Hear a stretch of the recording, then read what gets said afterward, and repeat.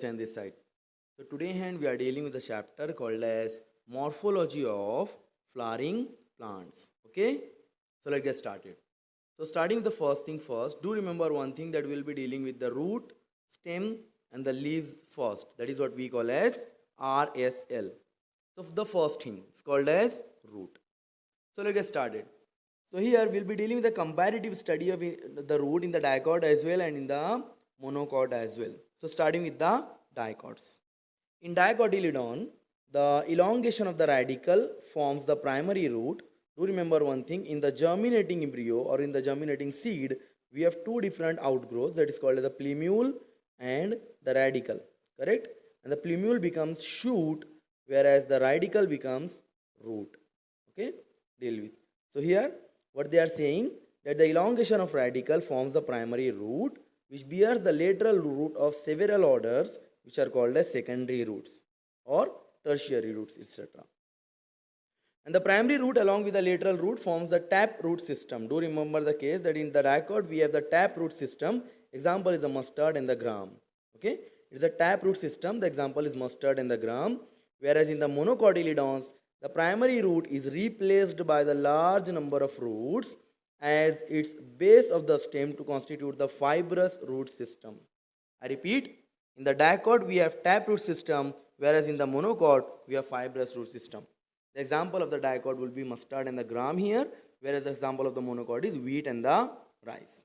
There are some different types of the roots as well. The roots that arise from other part of the plant beside the radical are called as adventitious roots. The root that arise from other parts of plant beside the radical are called as adventitious roots. Example will be here grass or banyan tree or maize, etc. Okay, deal with. Now let us deal with the regions of the root here. So the regions of the root will be here we have four different regions rather here, that is called as a region of maturation, region of elongation, region of meristematic activity and the root cap. Here it is the root cap. Then we have this portion which is called as a region of maturation, which has the root hairs responsible for the absorption of the water. Then this portion is called as region of elongation, and this, the last but not the least one, will be called as region of meristematic activity. What I'll be calling it as here, it will be the ram. Hopefully you do know the full form of ram, but still I'll giving you its root apical meristem, where the specialized cells are residing, which are capable of dividing and redividing and can form any type of cells. Okay, deal with. Now, modification of roots. The roots are modified for the storage, either for the nitrogen fixation, or some roots are there which are responsible for the aeration as well, and there are some roots which are responsible for providing the plant mechanical support. So here the tap root of carrot, that is a conical tap root, whereas the tap root of radish, which is the fusiform tap root, and the tap root of turnip, which is the napiform tap root, and the adventitious roots of sweet potato gets swollen to store the food. Here what their aim is that here roots are responsible for storing the food material, which is not a normal function for many of the roots. Okay, so the sweet potato is modified root, whereas the potato is modified stem. Please do remember the difference. Now the prop root of banyan and still root of maize and the sugar cane have support root coming out from lower node of the stem. Somehow I am giving you the example here. So this is the sugar cane for me. So some root hairs you will be observing on the all the nodes. That is what we call as the stilt root. Okay, and the prop root of banyan is also, you have seen, they are coming out of from the lower nodes of the stem. Okay, deal with. Here we have rhizophora as well. So in case of the rhizophora, pneumatophores are responsible to get oxygen for the respiration as our rhizophora grows in swampy areas. Okay, deal with. Now the stem, second portion of the plant. It develops from the plumule of the embryo. I have already discussed about the plumule as well. And the stem bears nodes and the internodes. The stem bears nodes and the internodes. And the region of the stem where leaves are born called as nodes, and the portion between two nodes is called as internode. Again I am drawing the sugar cane here. So this portion will be called as node. This will be also called as node. And whereas this portion will be called as internode. The portion between two successive nodes is called as internode. Okay, done. Now the modification of stem. So here the underground stem modification act as an organ of prenation in unfavorable condition. The underground stem modification acts as organ of prenation in unfavorable condition. Okay. Here the types are like the sucker type of the stem is found in the mint and the chrysanthemum. The sucker type of the stem is found in the mint and the chrysanthemum, whereas the ginger is the example of the rhizome, root-like structure of the stem. Okay, rhizome type of the stem is found in the ginger. Corm is in the colocasia, whereas the tube-like structure will be called for here in the potato. Okay, I've already told you that the potato is the modified stem, whereas the bulb-like stem is found here in the onion and the garlic. Okay, these all are somehow one way or the other. They have different function than the stem. Whatever the function stem plays, these special types are not having that function. Rather, they are differently abled, I should say. Okay, deal with now. The stem tendril help plant to climb in cucumber, pumpkin, and the grapes. Yes, their stems are not very rigid, rather, they are in tendril fashion and they help the plant to climb. They are responsible for the climbers. An example here is in the cucumber or the pumpkin or the grapes. The axillary bud of the stem may modify into woody, straight and the pointed thorn, that is in citrus and the bougainvillea. Okay? That is the thorn. The axillary bud of the stem are modified thorns. Now, dealing with the leaf. So here we have the basic structure of the leaf. Please do remember that the connection of the leaf and the twig is called as petiole, whereas this portion is called as a stipule. The point where the axillary buds are arising is called as a stipule. Okay. Now, leaf. This lamina is the leaf blade. Okay. This lamina is the leaf blade where we have, whereas we have leaf base as well. We have petiole, the connection, and we have the stipule as well, where the arising of the leaf take place. Now, leaf is green, dissimilar exogenous lateral flattened outgrowth, which is borne on the node of the stem or in its branches. Please do remember that leaves are divided into adaxial and abaxial portions. Adaxial, abaxial. Now, how will be distinguishing them? So, adaxial is the dorsal, whereas abaxial is the ventral portion. So, adaxial has D, whereas the dorsal also has D's. Both will be the same. Okay. Now, leaf is green, dissimilar exogenous lateral flattened outgrowth, dorsolateral, which is borne on the node of a stem or its branches. The leaves originate from the shoot apical meristem, that is what we call as SAM. Right? SAM is the shoot apical meristem, and they are arranged in the acropetal order, one way or the other. A typical leaf consists of three parts, that is called as a leaf base, petiole, and the lamina. Okay? Leaf base, petiole, and the leaf blade, that is called as lamina. Leaf is attached with the stem by the leaf base, which may bear two small leaf-like structure, that is called as a stipule. The middle prominent vein of the leaf, is called as mid vein or mid rib. The arrangement of the vein and the veinlet in the lamina is called as venation. Okay, deal with. So we have two different types of the venation here. That is the reticulate venation and the parallel venation. Reticulate venation and the parallel venation. So here in case of the reticulate venation, we have veinlets which are forming a network, whereas parallel venation do not has any network. Okay, and the reticulate veins are irregularly distributed, whereas in case of the parallel veins are parallel to one another. The third one, in case of the reticulate venation, it is present in all dicot like the gram, pea, beans, and the mango, whereas in case of the monocotyledon, parallel venation is seen in the grass, banana, and the rice. So somehow like the monocots have the parallel venation, monocot leaves will be having parallel venation, whereas the dicot will be having reticulate venation. Okay, somehow like I am trying to draw the structure, rather I am very bad in drawing, but still. So this will be the reticulate venation. Okay, and if I am drawing a leaf blade here of a monocot leaf, this will be something like this, and I will be having like the parallel venation like this. Okay, deal with. Now, types of the leaves, like they are simple and the compound, in which the pinnately compound leaves and the palmately compound leaves are found. So now, the pattern of the arrangement of the leaves on the stem is called as phyllotaxy. The arrangement of the leaves on the stem is called as phyllotaxy. We have alternate type of the phyllotaxy, or we have opposite type of the phyllotaxy as well. The alternate type of the phyllotaxy will be single leaf is arising at each node. It is the China rose, whereas the opposite type, a pair of leaves are arising from each node, that is in the guava. So here, this will be the alternate one, correct? And this will be the opposite one. Okay, deal with. Alternate is in the China rose, that is the Hibiscus rosa sinensis, whereas the opposite type of phyllotaxy is in the guava. Okay?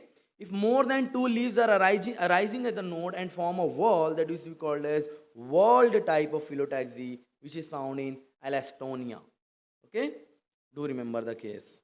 Now, the arrangement of the flowers on the floral axis, that is called as inflorescence. The arrangement of the flowers on the floral axis is called as inflorescence. There are two main types of the inflorescence which are called as a racemose and a cymose. So now, dealing with the racemose and the cymose, here please do remember the case that the older flowers are at base in the racemose, whereas the younger flowers will be at the apex, or rather they won't have flowers on the apex. That is the reason their height will be taller as compared to cymose, where the younger flowers are at the base and the older flowers are at the apex here. Okay, this is the racemose, and this is the racemose, and this is the cymose. Deal with. Okay, in case of the racemose inflorescence, old flowers are at the base, whereas in case of the cymose inflorescence, old flowers are at the apex. Now, the flower. So the typical flower has four walls which are arranged on a swollen end of stalk, that is called as pedicel or thalamus. Okay, stalk or pedicel, that is called as thalamus. The four parts of the flower are called as calyx, corolla, androecium, and the gynoecium. Okay, deal with. So here, when flower can be divided into two equal radials, that is called as biradial symmetry in the animals, and this type is called as actinomorphic. Whereas if the flower can be divided into similar parts, dividing in only one single vertical plane, that is called as zygomorphic. Okay, so here radial symmetry will be actinomorphic and the bilateral symmetry will be zygomorphic. I repeat, the radial symmetry will be actinomorphic and the bilateral symmetry will be zygomorphic. Do remember that the calyx is also called as sepals, whereas the corolla is also called as petals, androecium is called as stamen, and the gynoecium is called as carpel. So this is why I call them as the Sepestaka. That's the short form. When I was in my college days, I made it. I know like this will not work, but still just for the case of remembering the parts of the flower, you can remember the name Sepestaka. The sepals, petals, the stamen, and the carpel. Okay, deal with. Now, when the floral appendages are in the multiple of 3 or 4 or 5, they are called as trimerous, tetramerous, or pentamerous respectively. And if the flower with the reduced small leaf at the base of the pedicel are called as bracteate. If at the base of the flower, if there are some reduced leaves are present, those flowers are called as bracteate flower. And if there is no leaf, they will be called as ebracteate flower. Okay, deal with. Now, based on the position of the ovary with respect to the other floral part on the thalamus, these are the following types. They are called as hypogynous flower, perigynous flower, and the epigynous flower with respect to the ovary. With respect to the ovary, if ovary is below, if ovary is in the level of the floral parts, or if it is above the floral parts. Hypogynous, perigynous, and the epigynous. Deal with. Now, dealing with the calyx. So the calyx is the outermost wall of the flower. It's also called as sepals.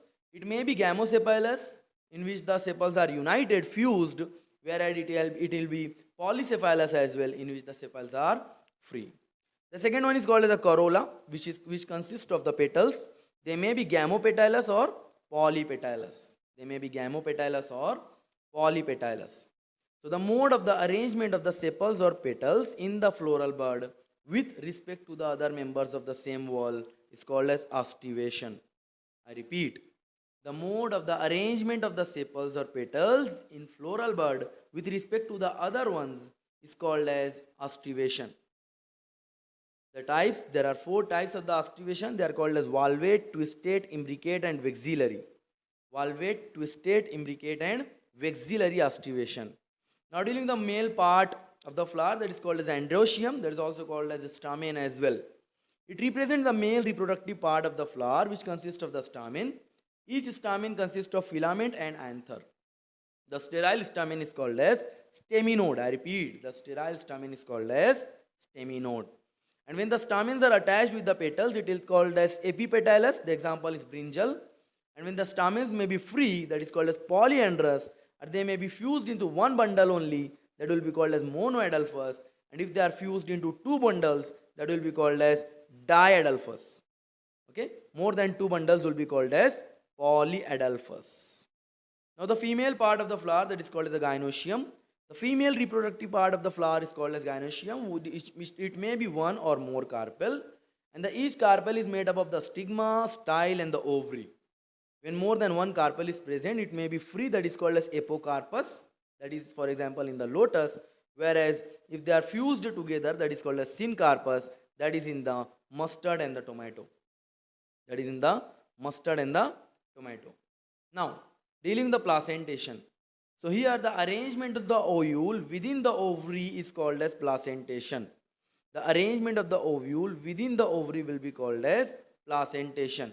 We have different types of the placentation. That is like the, for example, marginal placentation, axial, parietal, free central, and the basal, along with their examples. So the marginal placentation is found in the Pisum sativum, that is called as P, whereas the axial is in the China rose, that is the Hibiscus rosa sinensis. Parietal is in the mustard, free central is the dianthus, and the basal is in the sunflower, that is the Helianthus annuus. Okay? Now, dealing with the fruit. So here, the mature and the ripened ovary after fertilization is called as fruit. Please do remember one thing, that fertilized ovule is called as seed, whereas fertilized ovary is called as fruit. Okay? Fertilized ovule is seed, whereas fertilized ovary is fruit. Now, the fruit consists of the seed and the pericarp. The thick and the fleshy pericarp is three-layered, which is called as epicarp, mesocarp, and the endocarp. Okay? Deal with. Now, the seed. So here, the dicotyledonous seed is made up of a seed coat and an embryo, where embryo is made up of the embryonal axis, radicle, and the cotyledon. We already know this, the embryonal axis, radicle, and the cotyledon. The seed coat has two layers, that is called as the outer testa and the inner tegmen. Please do remember, the outer layer of the seed coat is called as testa, whereas the inner layer of the seed coat is called as tegmen. There is a hilum as well, which is a scar through which the seed is attached to the ovary. The small pore above the hilum will be called as micropyle. The small pore above the hilum is called as micropyle. Now, the point of the entry of the male gametes. In the monocotyledonous seed, the outer covering in the endosperm separate the embryo by a proteinaceous layer, that is called as alluron layer. Please do remember, in case of the monocot, there is a protein layer in the seed, that is called as alluronic layer. And the single cotyledon is called as scutellum, having a short axis bearing plumule and radicle. Single cotyledon is called as scutellum, which is having a plumule and a radicle. The plumule is destined to be the shoot, whereas the radicle will become the root. The plumule and the radicle are closed inside the sheath called as coleoptile and coleorhiza. Coleoptile is for the plumule and the coleorhiza is for the radicle. Okay? Done. So hopefully this lecture has been beneficial for you guys. Thank you very much for your so much support. If you do have any kind of questions, you can ask me there in the comment section as well. Okay? Thank you.